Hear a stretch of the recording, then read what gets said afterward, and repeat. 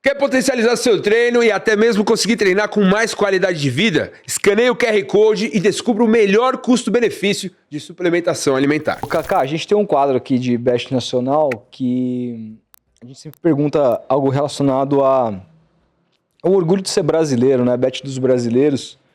E, cara, assim, quando você se lembra de um episódio, a gente tá falando do seu pai, que envolva não precisa nem ser seleção, mas que envolva alguma narração dele envolvendo algo nacional que, ao assistir, te deu um puta de um orgulho de ser brasileiro, assim?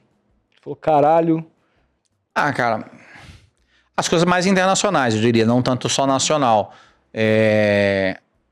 Eu sou do automobilismo, então os títulos do Ayrton são muito presentes na minha memória.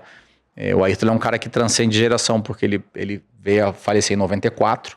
Quantos você tinha em 94? 94 eu já tinha 18. Você tinha... Qual que era o Calvão era muito próximo do Ayrton. Você tinha uma... Cara, eu tinha uma relação, mas muito mais de o amigo do meu pai. Tá. Entendeu? Caralho. Tinha uma relação e lembro de vários momentos, ele em casa. Nos primeiros anos do Ayrton, 84, 85, nas corridas de Jacarepaguá, ele ficava hospedado lá em casa, então ele ficava lá no teste de pneus lá em casa, então ele ia para o autódromo, eu ia com ele, então eu passava ali o verão ali, ele fazendo teste de pneus, e eu ficava sentado no autódromo de Jacarepaguá, dentro do box da Toleman, depois da Lotus. Nossa. Então eu tenho ali videozinhos, fotos desse momento. Meu E eu Deus. ficava ali, tinha uma lanchonete que era do Jabur ali, eu comia na lanchonete. E na hora que eu ficava cansado, os mecânicos de Fórmula 1 me botavam sentado dentro de um Fórmula 1 para eu tirar um cochilo, porque eu era uma criança. Nossa, Kaká. Então, mas trocar uma ideia com a Ayrton, não. Eu tinha 8, 9, 10, 11 anos de idade. Assim, era um moleque que ele passava a mão na cabeça e falava, qual é, moleque? Ei, tio. É isso aí. E passava, era o amigo do meu pai. Então a gente passou Réveillon junto, alugando casa, as famílias alugando casa junto. Tipo, passou um Réveillon em Búzios. Ele tava, acho que no segundo ano dele de Fórmula 1. Então o Ayrton tava com meu pai, né? Então a gente tava lá. Então eu tenho algumas lembranças, mas eu nunca sentei que nem a gente tá aqui num sofá para ter uma resenha. Sim. Então eu tenho lembranças. Não tinha chegado a hora ainda, né? Não, porque, na verdade, quando ele vai falecer com 18 anos, ele já era muito famoso. Sim. Então ele já não frequentava a nossa casa com tanta frequência quanto antes, porque ele era requisitado, tinha compromissos publicitários e tal, ficava num hotel. E aí ele tinha uma relação com o meu pai de amizade nos GPs de Fórmula 1, estarem sempre juntos, jantarem juntos, serem muito amigos tal, se encontrarem na Europa, tirar férias europeias junto. Minha mãe viajava e encontrava. A gente ia muito a Angra na casa dele, mas assim, já não era mais tanto dia em casa. Quando ele tinha mais essa frequência lá em casa, eu era muito jovem. Muito jovem. Eu era muito jovem, isso aí 84, 85, 86, eu era muito jovem. E depois era mais lembrança de férias em Angra, onde ele, pra irritar minha mãe, ele passava com o helicóptero, ele pilotando o helicóptero dele em cima da nossa casa, destelhava a casa inteira pra dar goteira. Minha mãe ficava louca com isso, que eu só lembro bem. E descia, e aí eu ia jogar tênis com meu pai, a gente tinha uma quadra lá, até eu ia jogar tênis com meu pai, e depois ele botava a gente, ele pilotava o helicóptero, ele botava a gente no helicóptero, ia pra casa dele e a gente ficava andando em jet ski, nas lanchinhas lá que tinha na época. Mas de novo, vai molecada, vai aí se diverte. Ia lá tomar um negócio com meu pai, pra bater papo. Então, eu não... Tenho várias lembranças, mas sempre nesse sentido de o amigo do meu pai, não tanto ter uma resenha. Foi o dia do fatídico acidente pra você? Eu acho que todo mundo que tinha essa idade, eu falei que o Ayrton é um cara que, por isso que eu falei do orgulho de ser brasileiro e transcende, né, só antes de falar do acidente em si, porque é 94, a gente tem 30 anos disso, 31 anos, né? E tem um monte de gente que tem menos de 31 anos e tem o Ayrton como ídolo. Impressionante.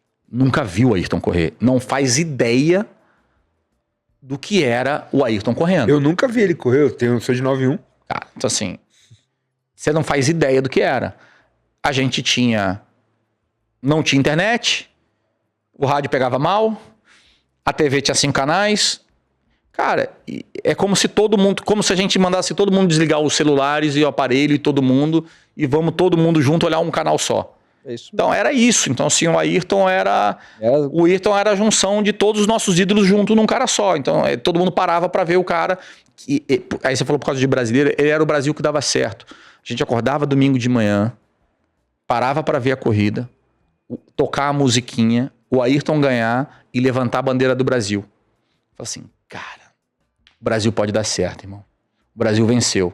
E ele tinha um orgulho de ser brasileiro e falar isso. Um pouco pachecão de tudo, mas assim, com muito sentimento, era verdade. Assim, não era de mentira, né? Não era de mentira.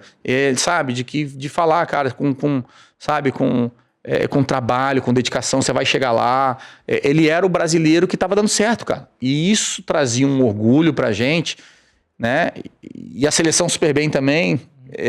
Era um mix, era um momento Brasil muito forte no mundo do esporte. E pouca gente tem noção do que era realmente a realidade do Ayrton. E por isso era um orgulho de ser brasileiro e por isso foi tão impactante o acidente dele. Porque foi uma morte televisionada. Nossa. Né? O Brasil estava inteiro parado olhando só uma coisa que era uma corrida de Fórmula 1 e ele bate no muro e morre na frente da gente. Até hoje, quando eu vejo aquilo, é muito louco, porque eu fico torcendo pra ele levantar, assim, até hoje, cara. Eu sei que ele não vai, mas aí eu fico mal, assim, que ele não levanta. E é uma morte televisionada. Então, a gente vê o nosso ídolo, o nosso representante da nação indo embora. Então, cara, aquelas imagens de o Brasil parado, todo mundo na rua, não era um cortejo, era todo mundo na rua mesmo. Não. E eu lembro bem. E criança e adulto chorando. Então, assim, lembro bem. Não tem quem tenha pelo menos 40 anos de idade, ou seja, que tinha pelo mais de 9 anos, que eu acho que não lembre exatamente o que estava fazendo e onde estava no momento da morte da Ayrton. Tinha 6, 7, eu lembro. Cara, tem muita gente... Eu sei exatamente o que eu estava fazendo no momento, aonde, como eu recebi a notícia.